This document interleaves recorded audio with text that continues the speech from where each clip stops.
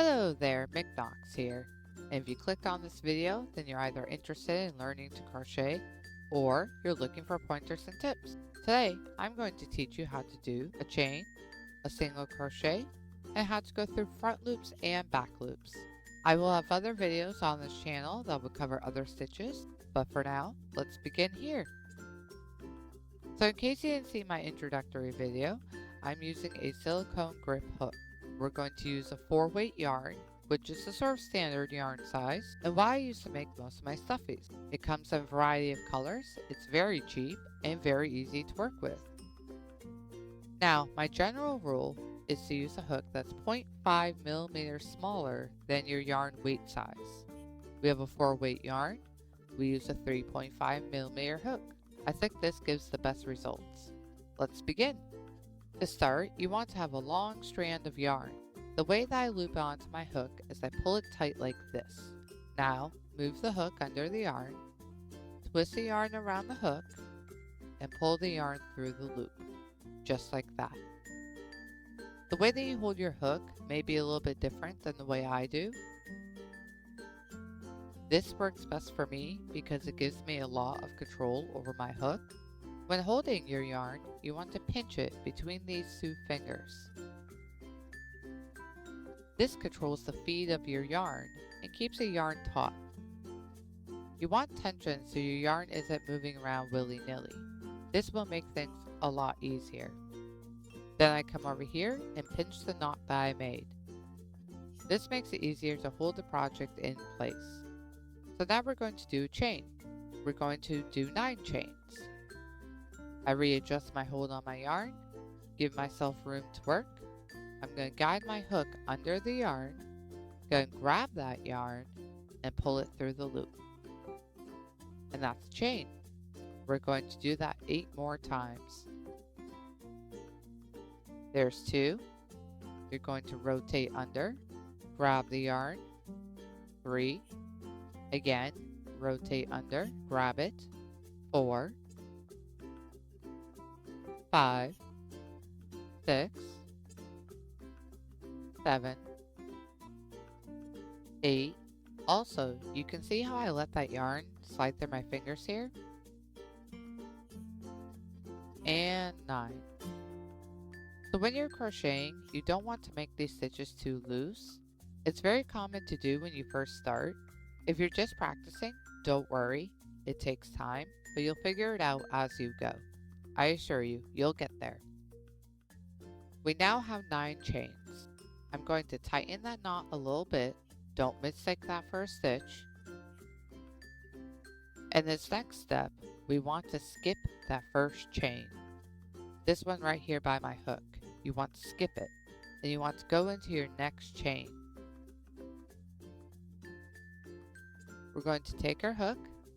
We're going to push through that chain.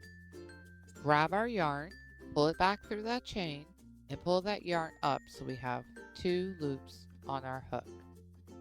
We're going to come over here, grab our yarn again. We're going to pull it through both loops. And then you're going to give the yarn just a little tug. And there's your first single crochet. Not too hard, right? So let's go into the next chain. Push through, grab that yarn, pull it back through. You have 2 loops on your hook, yarn over, and pull through those loops. Tighten. We've made 2 single crochet. Now I want you to do that 6 more times. I'll do it slowly. You push through the chain, you pull the yarn through, you yarn over, and you pull through. And again. Push through, pull up a loop, yarn over, pull through both loops. I know when you first start, it can be difficult to keep your project stable, but I promise you will get there. Let's finish this row of single crochet. That's 5, 6, 7,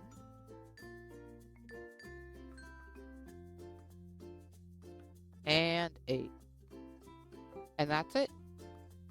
Now when you get to the end of the row, you want to pull the yarn through just like when we first started and create a chain. Now flip your work over and we're going to work into the row we just made. See how the top looks like a V? These are your loops. These are what we call your front loop and your back loops. For now, we're just going to go through both loops. So readjust your hold. Make sure you're going through that first stitch. Push through both loops, yarn over. You got 2 loops on your hook, yarn over, and tighten. See? Look at that. So, do it again. You're going to push through, you're going to yarn over, pull up, yarn over, and there you go. Creating rows like this is a good way to practice and build muscle memory. I know it's not very exciting, but once you get the rhythm down, I promise you it's going to get easier. I'll meet you at the end of the row and we'll go on to front loops and back loops. Now we've reached the end of row 2. You have 2 rows of 8 single crochet. We're going to do the same thing we did at the end of the last row. We're going to yarn over, pull through, and create a chain. Then flip our work. This is the front side of my work. This is my back side. You can put a stitch marker on one side to remember which is which, or remember by where your tail is positioned. So when I say go through front loops, I mean the loops facing you. Right now, these are our front loops. I know this can get a little bit confusing, but I will always make it clear to you which loops to go through. Remember to ignore that chain 1. Last time, we went through both loops to make our single crochet. Going through the first front loop can be a little tricky, but if you look, you can see that back loop isn't on my hook. Now yarn over like usual, 2 loops on the hook, yarn over, and pull through. And that's it. Same steps as a single crochet. I'll do it again with you.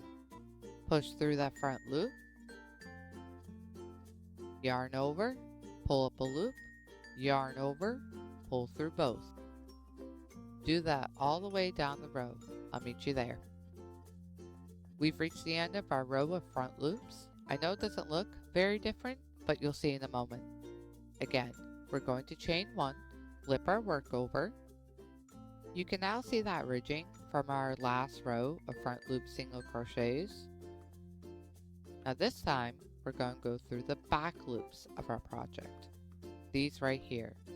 We're going to do the same as before, but ignore that front loop.